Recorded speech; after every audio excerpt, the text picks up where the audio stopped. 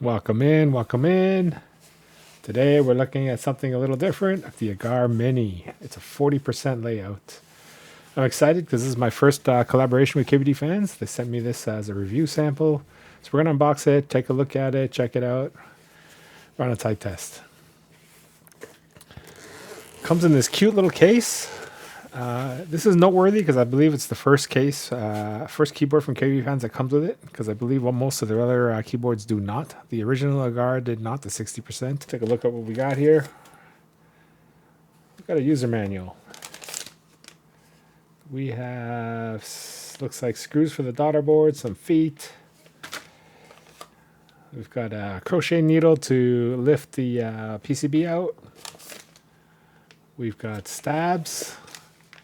Looks like included screw and stabs. Looks like a 6U wire is available and 2 3U wires.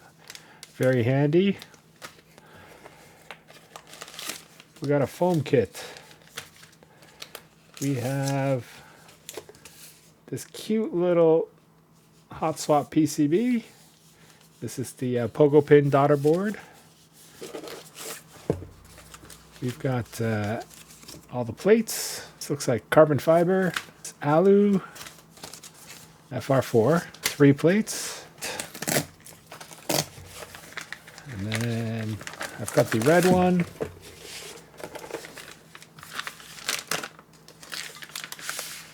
Ooh, beautiful. Oh, look at this red. Oh, that's nice. Oh, that is nice. PVD back weight. Leave that on for now, because these do scratch very, very easy. This is really nice red. Nice and deep. Ano is excellent as expected. So cute. Side profile. Look at this baby little HHKB. Love it. Also worth noting, they do give you 2 sets of feet, clear or black. I will likely use black because red and black is a classic combo. How cute is this PCB? This little tiny PCB. Hot swap, wired hot swap. The Bluetooth one would have, the tri-mode one would have a Bluetooth module here, which this one does not have. I picked the wired hot swap specifically without wireless because I want QMK and VIA. This one will have QMK and VIA. Once you add the Bluetooth module, then you will be get a battery and you're going to go to ZMK. But I need VIA, so I'm going with VIA. Cute little daughterboard, 3 screws. This will go in here, like this. And then this pogo pin will sit on top. See, it's clipped already with a little bit of flex. Same as the Agar. Very easy.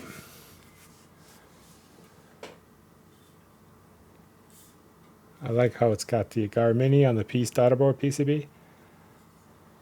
I think I'm going to use cilantros. Compensate for the PBT caps. As always when building with hotswap, support the socket. Don't just use your desk because this pogo pin sits higher than the switches. So especially the neighboring ones around here, you would want to support the socket with your fingers as you insert the switch. This pogo connector is not that strong. It can come off. You can break the solder points here, so you should always just solder. Don't build on your desk with a pogo pin connector. Support the socket, snap the switch in. This is the keycap set specifically made for the Agar Mini. It will take care of some of the odd keys, especially around here. This guy will be an odd sized enter. Here we are, the Agar Mini, fully built. I gotta say, I really don't mind these caps that come with it for $20. It's quite good, especially this key. This key's kind of hard to find. Some of these specialized 40s keys. But overall, it looks quite good. They do have some shortcuts printed on the sides if you want to use those. They've got the numbers here. 1, 2, 3, 4, 5, 6, 7, 8, 9, 0. Pretty good. Let's do some monkey type. I've got this mapped as an HHKB basically right now. This one is layer 2. Layer 2, I've got arrows here like HHKB, PLA. That's on layer 2. Holding spacebar down will activate layer 1, which will give me these numbers here. Just tapping it will give me spacebar. This one here doubles as tab and control for me because this is Windows Alt Control. So if I hold it down and hit A, it's Control A, Control C, Control V. If I just tap it, it's going to be a tab. Most noticeable when I'm resetting the tested monkey type. I keep hitting escape, but it didn't take long to adjust this to be tab and control. But yeah, it works pretty good. Here comes the typing test.